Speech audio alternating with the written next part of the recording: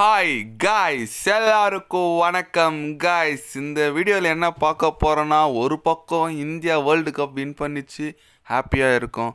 இன்னொரு பக்கம் பார்த்தீங்கன்னா ரோஹித் சர்மா, விராட் கோலி, ஜடேஜா T20லேருந்து ரிட்டையர் ஆகிட்டாங்க. அது ஒரு பக்கம் சேடாக இருந்தாலும் இந்த ஒரு புது புரளியை கிளப்பிட்டு இருக்காங்க நம்ம சவுத் ஆஃப்ரிக்கா ஃபேன்ஸ்னு சொல்லலாம், பாகிஸ்தான் ஃபேன்ஸ்னு முக்கியமாக சொல்லலாம்.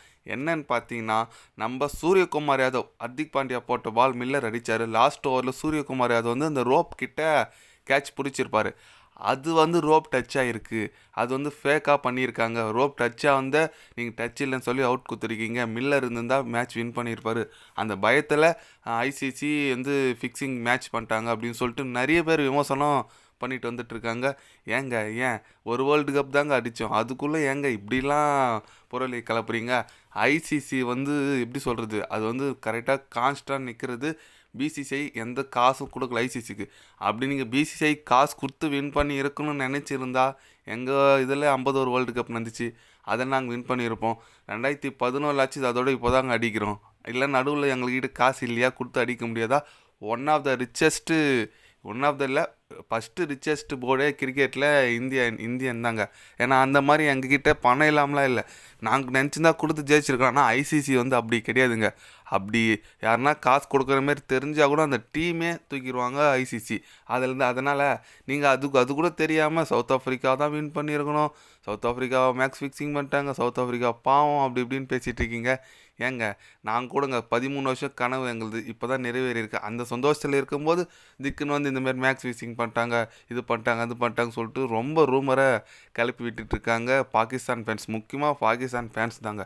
ஏன்னா எந்த ஒரு இந்தியா வெற்றி பெற்றக்கூடாதுன்னு நினைக்கிறாங்க போலகுது, என்னன்னு தெரியல. பாகிஸ்தான் ஃபேன்ஸை மட்டும் சொல்ல, சவுத் ஆஃப்ரிக்கா ஃபேன்ஸு, முக்கியமாக ஸ்ரீலங்காவில் நிறைய ஃபேன்ஸு இந்தியாவுக்கு இருக்காங்க. அதுலேயும் இந்தியா ஜெயிக்கூடாதுன்னு நினைக்கிற ஃபேன்ஸும் இருக்காங்க. நான் என்னோடய சப்ஸ்கிரைபர்லேயே பார்த்தீங்கன்னா நிறைய ஸ்ரீலங்கா ஃபேன்ஸ்லாம் இருக்காங்க. அவங்களே நல்லா இந்தியா ஜெயிக்கணும் அப்படின்னு கமெண்ட் பண்ணி நான் நிறைய பார்த்துருக்கேன். பட் ஸ்ரீலங்காலேருந்து கூட நிறைய பேர் இந்த மாதிரி நெகட்டிவாக மெசேஜ் பண்ணியிருக்காங்க. ரொம்ப வருத்தமாக இருக்குங்க. ஏன்னா இந்திய அணி கோப்பை வென்றிருக்கு.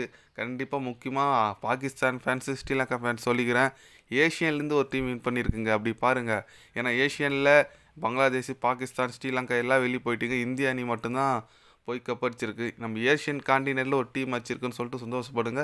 ஏன்னா நாங்களும் அப்படி தான் நினைப்போம். இந்தியா வெளியே போயிடுச்சுன்னா கூட ஏஷியன் காண்டினென்ட்லேருந்து எதனா ஒரு டீம் வச்சா நாங்கள் ரொம்ப சந்தோஷப்படுவோம்.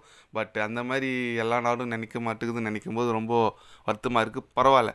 பட் சூரியகுமார் பிடிச்சது கிளியர் கேட்சுங்க. அது நீங்கள் நல்ல வீடியோ லைவில் பார்த்தீங்கன்னா, இல்லைன்னா நல்ல ஒரு இதில் பார்த்தீங்கன்னா கண்டிப்பாக தெரியும். அவர் பிடிச்சது நல்ல கேட்சாக, அது அவுட்டு தான். யாரும் ப்ளீஸ் ரூமர்லாம் கலப்பாதீங்க. அது வந்து ரோப் டச் ஆயிடுச்சு, அவுட் இல்லைன்னு சொல்லிட்டுலாம். ஓகேங்க. இந்தமாரி ரூமர் கலப்புறவங்க பற்றி நீங்கள் என்ன நினைக்கிறீங்கன்னு சொல்லிட்டு கமெண்ட் பண்ணிவிட்டு போங்க.